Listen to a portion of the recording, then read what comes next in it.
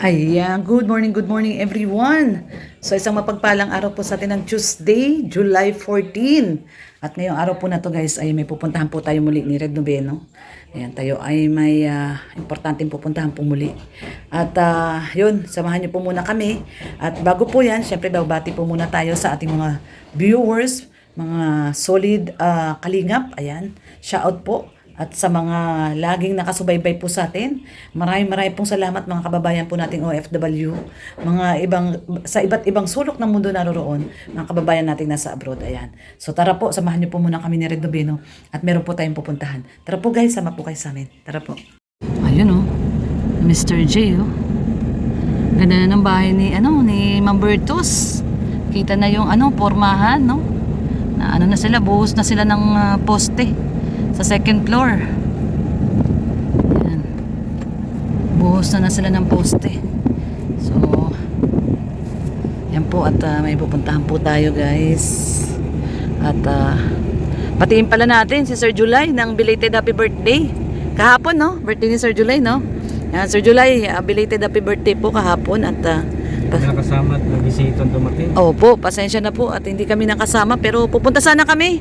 Nasama sana kami, nakaplano na yun. Yung sasakyan nga namin yung gagamitin. Kaso biglang dumating po si Mama Merns, yung ating sponsor din po, no?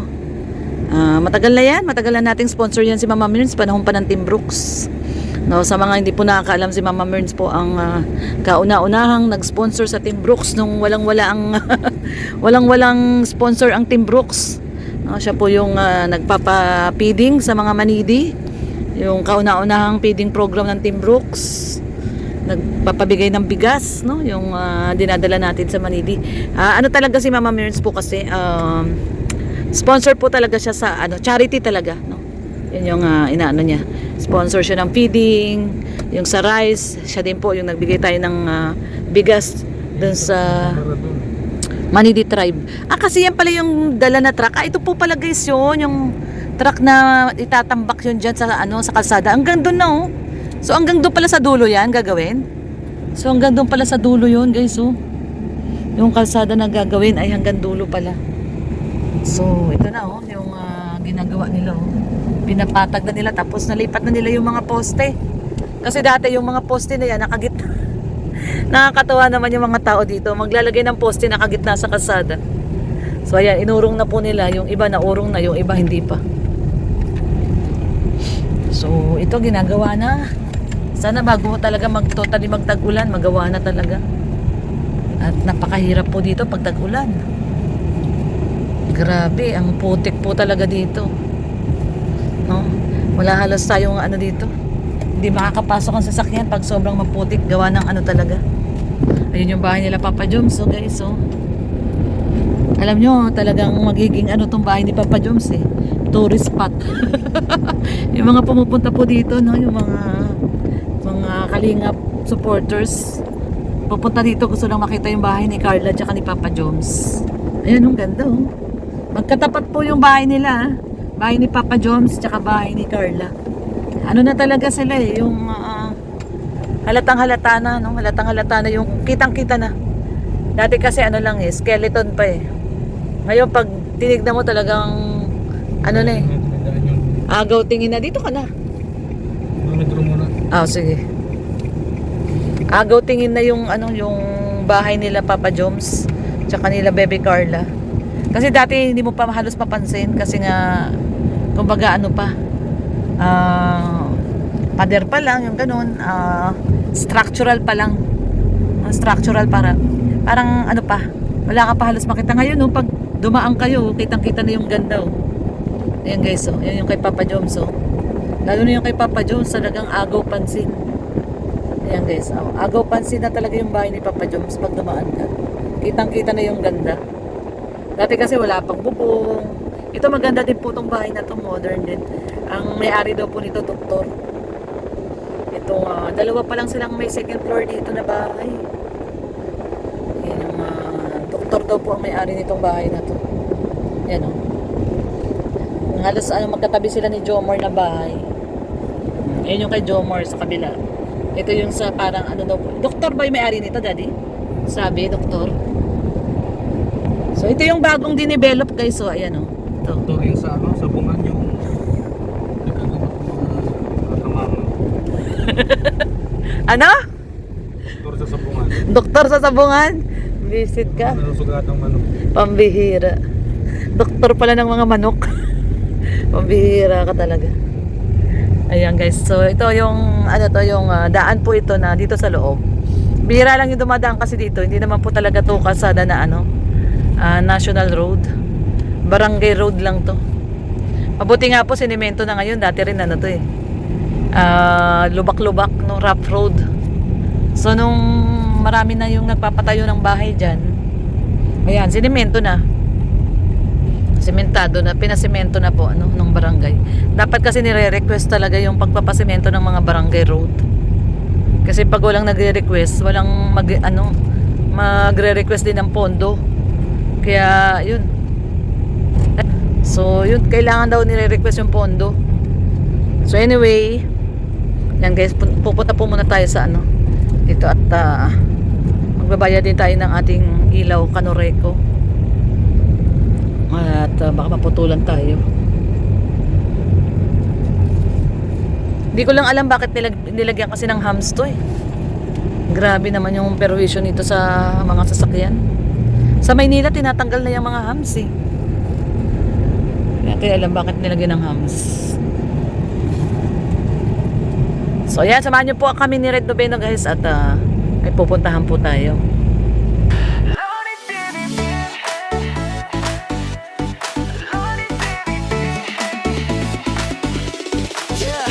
Sa bawat lakad ng kamera mo, may ngiti kang hatid sa mundo. Sa kalsada, bundok at baryo, may pag-asang muli na nabubuo. May pamilya ngayon'y muling umiti dahil sa tulong na iyong binahagi. Hindi mo kailangan ng kapalit, basta't may matulungang kapatid. Lodi TV, puso mo'y daki. Ayan guys, nandito tayo sa Talisay. Ayan sa Home Depot, Talisay. Ay, Home Depot. Ano ba to? City Hardware pala. Hindi pala to Home Depot. Dito tayo City Hardware. Baba tayo guys at magtitingin tayo ng tiles no para doon sa terrace. Ayan, City Hardware. Para ano po, makapagpa-terrace. Ay mapagawa na natin yung terrace at hindi na po kasi natin na naasikaso. Hindi po natin maasikaso yung pagpapaterrace ngayon, pagpapagawa ng terrace at naging busy rin po tayo. So ayan, sana ay ma-close natin yung may bahay po tayong dinidil na ibebenta. Sana ma-close natin para yung kikitain natin doon ay naipagawa po natin ng pang terrace. Yan po, tara po. Ayan guys, good afternoon. So, pili tayo terrace tuloy, tiles. Tiles para sa terrace, kuya. Ano bang magandang tiles sa terrace? Ano? So, ayan guys, magtitingin po tayo ng yung kuya, yung hindi siya madulas. Kaya magandang design. Yung malalaki, yung 60 by 60 ba yun? Saan yun? Doon sa kabila. Ayun. So, ayan guys, nandito tayo sa City Hardware at magtitingin po tayo ng tiles natin sa terrace. Konti lang naman po yun, maliit lang naman po yung terrace na yun. Sana gusto ko yung ganito, ganda oh. Tapos hindi rin siya madulas. Parang kahoy lang, pero mahal yata ito eh. Mahal yata yung ganito. Anyway, dito tayo magtingin tayo, 60 by 60. Gusto ko yung medyo may design na kasi yung sa loob naman ng bahay natin plain. Parang ganito yung sa loob ng bahay eh. Plain na parang light brown. So pili po tayo guys ng ng medyo konting may design na parang ganito oh. Ay, ito pwede to oh. 185 isa. Ito maganda oh.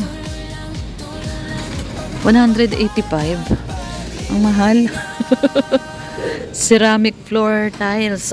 Kaya pala medyo mahal tong na to. Ano pala to? Galing sa Espanya. Galing pa ng Spain. So, pili tayo ng design. Maliit lang naman yung terrace na yun. Siguro parang ganito lang yung lapad nun eh. So siguro kailangan lang natin doon 1, 2, 4, 6, 8, 10. Mga 12.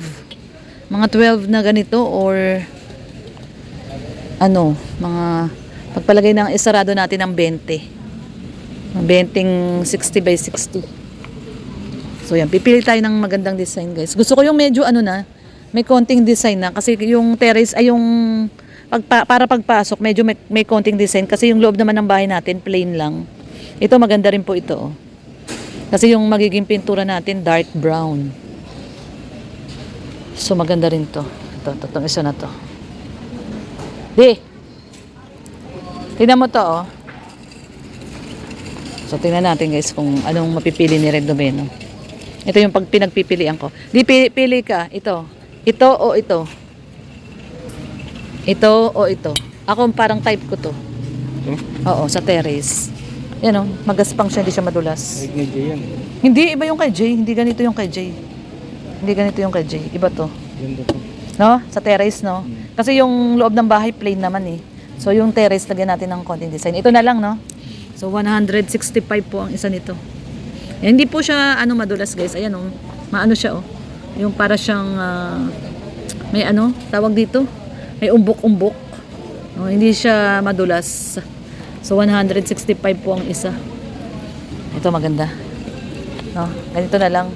So, mga ilang piraso kaya 'yon? Tingin mo sa 60 by 60. 4 feet. 4 feet. 4 feet. Pa-compute mo nga kay kuya. 4 feet by ano 'yun eh. 6 no? 4 by 6. 4 feet by 6. Requesting 504, 504 to CSP, 504 to CSP. Hindi, 5.5 lang yung harap nun eh. Hindi, yung 6 meters yun eh. Yung lapad, yung haba, 5.5. Yung haba, yung lapad.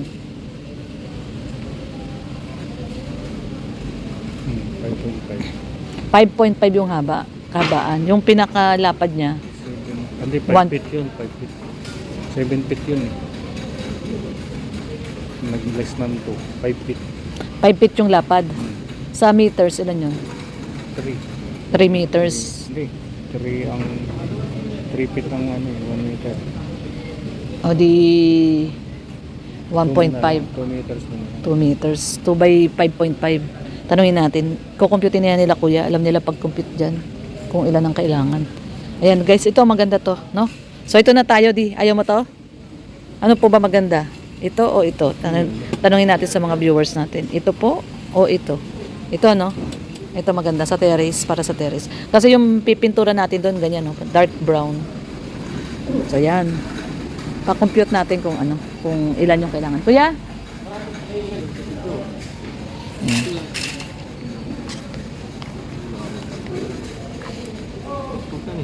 Hintay na iba ito. 113.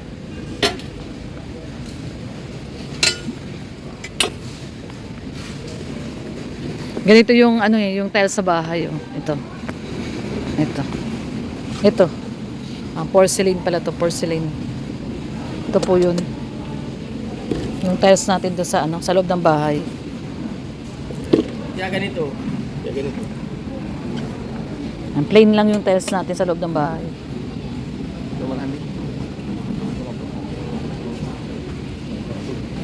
Porcelain tiles pala yun oh, to. Ganito pala yun.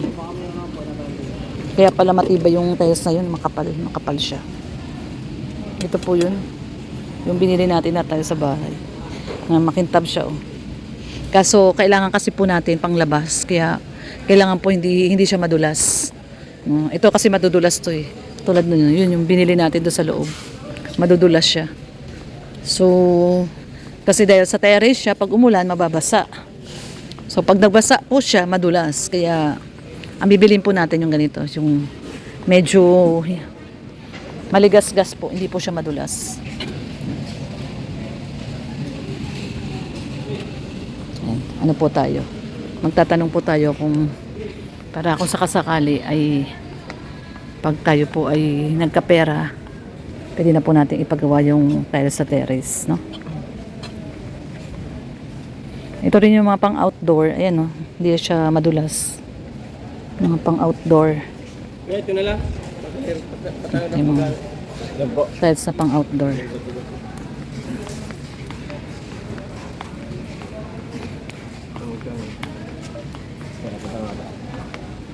Ay, ito pa pala. Meron pa pala dito, oh.